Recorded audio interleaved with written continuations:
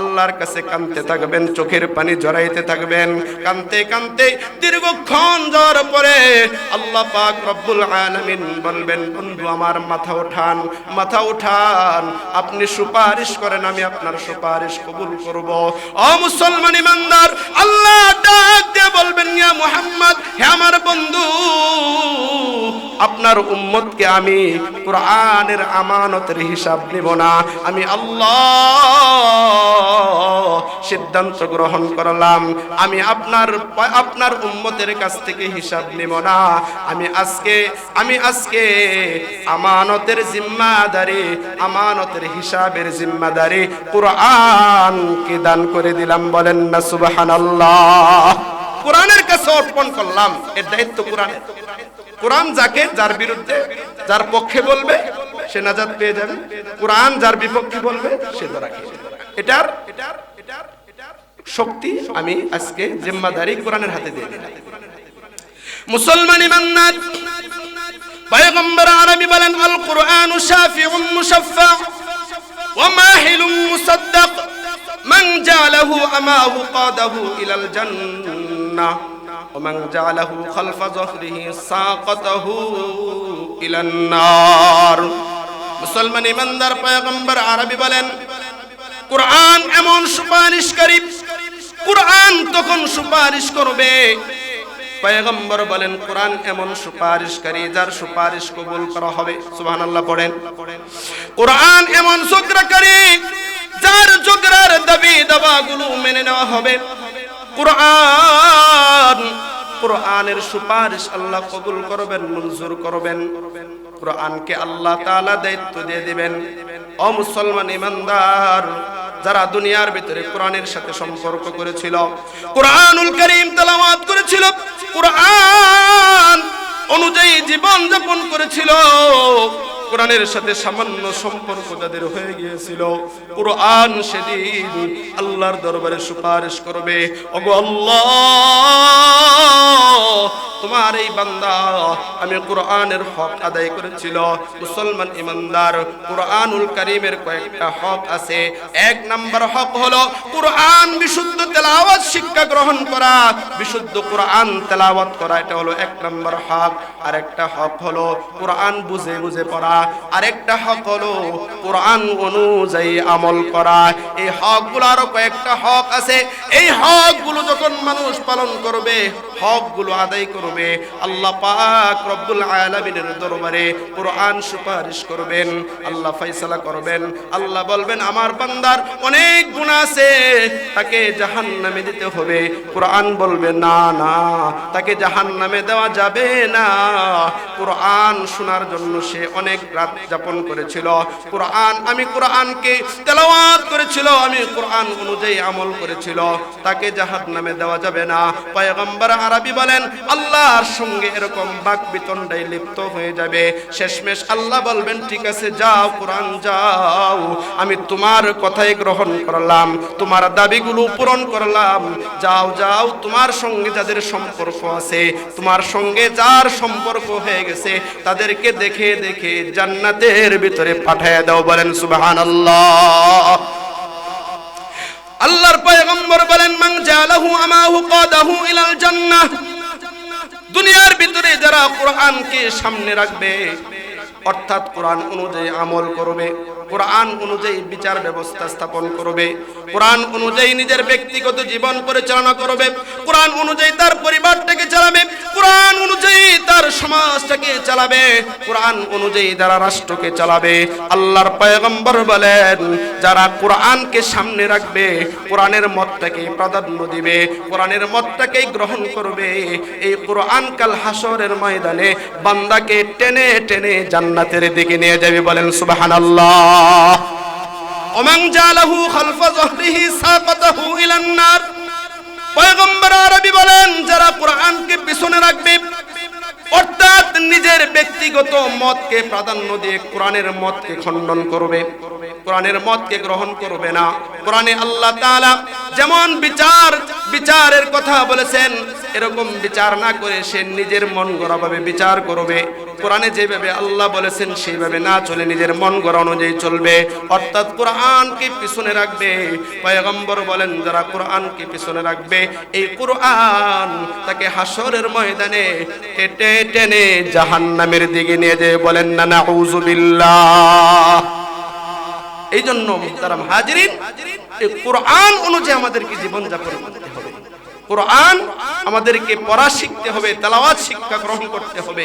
কোরআন অনুযায়ী আমাদেরকে দুনিয়াতে চলতে হবে। যদি করতে পারি, যদি নিজেরা চলতে পারি, নিজের ছেলে মেয়েদেরকে কোরআন শিখাইতে পারি, কোরআন যদি নিজের ছেলে মেয়েদেরকে শিখাইতে পারি, তাহলে এই কোরআন আপনার আমার জন্য নাজাতের উসিলা হয়ে যাবে। সুবহানাল্লাহ। পয়গম্বর আরবি বলেন, কোন মাইয়িত যখন কবরের ভিতরে যায়, ইজা উজিয়াল মাইয়িতু ফি কবরিহি জাআল কুরআনু ইনদা রাসিহি।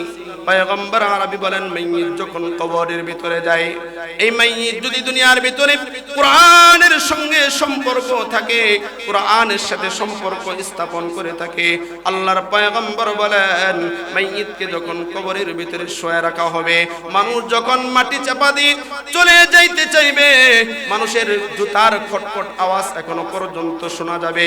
ঠিক সেই মুহূর্তে কবরের দুই পাশের মাটি চাপ দিতে থাকবে। পয়গম্বর বলেন ঠিক সেই সময় কোরআন কবরের ভিতরে হাজির হয়ে যাবে।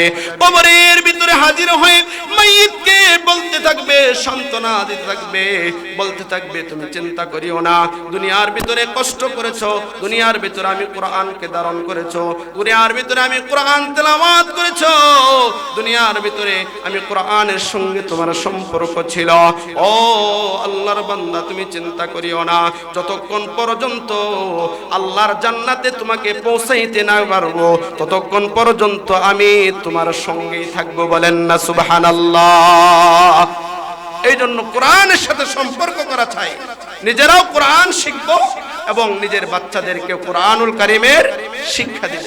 এই যে মাদ্রাসা, কিরাআতুল কোরআন মাদ্রাসা, এখানে কোরআনের তালিম দেওয়া হয়, এমন একটা শিক্ষা দেওয়া হয় কোরআনের শিক্ষা, যে কোরআনের শিক্ষা গ্রহণ করলে মানুষ প্রকৃত মানুষ হয়। বলেন সুবহানাল্লাহ। প্রকৃত মানুষ কখন হয়? যখন কোরআনের শিক্ষা গ্রহণ করে। কারণ আল্লাহ পাক রব্বুল আলামিন কোরআনুল কারীমের ভিতরে বলেছেন, আর রহমান আল্লামাল কোরআন খলাকাল ইনসান। আমি আল্লাহ আগে কোরআন শিখাইলাম, তারপর মানুষ বানাইলাম। এর মানে হলো মুফাসসিরিনে কেরাম বলেন, মানুষ ততক্ষণ পর্যন্ত প্রকৃত মানুষ হতে পারবে না যতক্ষণ পর্যন্ত তার ভিতরে কোরআনের শিক্ষা না থাকবে। যখনই কোরআনুল কারীমের শিক্ষা তার ভিতরে চলে আসবে, তা সে কোরআনুল কারীমের শিক্ষা গ্রহণ করবে, সেই বান্দাই প্রকৃত মানুষ হইতে পারবে। বলেন সুবহানাল্লাহ। এই জন্য নিজেরাও কোরআন তেলাওয়াত করতে হবে, বাচ্চাদেরকেও শিখাতে হবে। শিখাবো তো ইনশাআল্লাহ। যদি আমরা হাফেজ কোরআন বানাইতে পারি তাহলে কি মর্যাদা। একজন হাফেজ কোরআন রাসূলুল্লাহ সাল্লাল্লাহু আলাইহি সাল্লাম বলেন, রাসূলুল্লাহ সাল্লাল্লাহু আলাইহি সাল্লাম বলেন, একজন হাফেজ কোরআন শুধু মুখস্থ করছে, অর্থ জানে না, সে যদি হালাল হারাম বেছে দুনিয়াতে চলতে পারে, আল্লাহ পাক রব্বুল আলামিন তাকে জান্নাত দান করবেন। বলেন সুবহানাল্লাহ। শুধু তাই নয়, ওয়াশাফাআহু ফি আশরাতিন মিন আহলি বাইতিহি কুল্লুহুম ক্বাদ ওয়াজাবাত লাহুন নার। পয়গম্বর আরবি হাফেজ কোরআনকে ডাক দিয়ে বলবেন, রে হাফেজ কোরআন, তুমি হাফেজ হয়েছো, তোমার পিছনে অনেকের অবদান ছিল, মা বাবার অবদান ছিল, তোমার উস্তাদদের অবদান ছিল, মাই মুরব্বিদের অবদান ছিল, কিন্তু তারা আজকে গুনার কারণে, নাফরমানের কারণে জাহান্নামের ভিতরে চলে গেছে। ও হাফেজ কোরআন, তুমি জাহান্নামের পারে দাঁড়ায় যাও, লক্ষ্য করে দেখো তোমার আত্মীয়দের ভিতরে কারা কারা জাহান্নামের ভিতরে জ্বলতেছে। আমি তোমাকে এমন পারমিশন দিয়ে দিলাম, জাহান্নাম থেকে বেছে বেছে 10 জন মানুষকে উঠায়া জান্নাতে নিয়ে যাও। বলেন না সুবহানাল্লাহ। তখন হাফেজ কোরআন জাহান্নাম থেকে 10 জন মানুষ বেছে বেছে উঠায়া জান্নাতে ঢুকায়া দিবেন। বলেন না সুবহানাল্লাহ। মুসলমান ইমানদার, আপনি যদি আপনার বাচ্চাকে দ্বীনি ইলম শিখাইতে পারেন, কোরআন শিখাইতে পারেন, এই বাচ্চাটা যখন কোরআন শিখবে, ইলম শিখবে, আপনি যখন মৃত্যুবরণ করবেন, আপনার জানাজার সামনে নিয়ে বাচ্চা যখন দাঁড়ায় যাবে, বাচ্চা যখন দাঁড়ায় যাবে, বাচ্চা যখন দাঁড়ায় যাবে, তার চোখের পানিগুলো গড় গড় করে পড়তে থাকবে। আল্লাহ পাক রব্বুল আলামিন ডাক দেয়া বলবেন, ও ফেরেশতার দল, আমার বান্দা জানাজা পড়াইতে আরম্ভ করছে, সে কাঁপতেছে কেন, চোখ দিয়ে কেন পানি আসতেছে? ফেরেশতারা বলবেন, ওগো আল্লাহ, যেই বান্দাটা জানাজা পড়াইতেছে লাশটা হলো তার পিতা। আল্লাহ ডাক দেয়া বলবেন, ফেরেশতার দল, আমার বান্দা হামিলে কোরআন, কোরআনওয়ালা, আর কোরআনওয়ালা বান্দা বান্দির মা বাবা কবরে শাস্তি ভোগ করবে, জাহান্নামে চলে যাবে। এটা আমি আল্লাহর শান না, এটা তো কোরআনের মর্যাদা হইল না। আমি আল্লাহ পাক রব্বুল আলামিন হাফেজ কোরআনের মা বাবাকেও মাফ করে দিলাম, বলেন না সুবহানাল্লাহ। এই জন্য কোরআন বাচ্চাদেরকে শিখাবো, ইলম শিখাবো। বাচ্চা যখন দোয়া করে তখন আল্লাহ পাক রব্বুল আলামিন বাচ্চার পক্ষ থেকে মা বাবার জন্য দোয়া করা হলে আল্লাহ এটা কবুল করেন, সুবহানাল্লাহ। আল্লাহ পাক রব্বুল আলামিন সংক্ষিপ্ত সময়, অল্প সময়, অগুছালো উল্টাপাল্টা কয়েকটা কথা বললাম।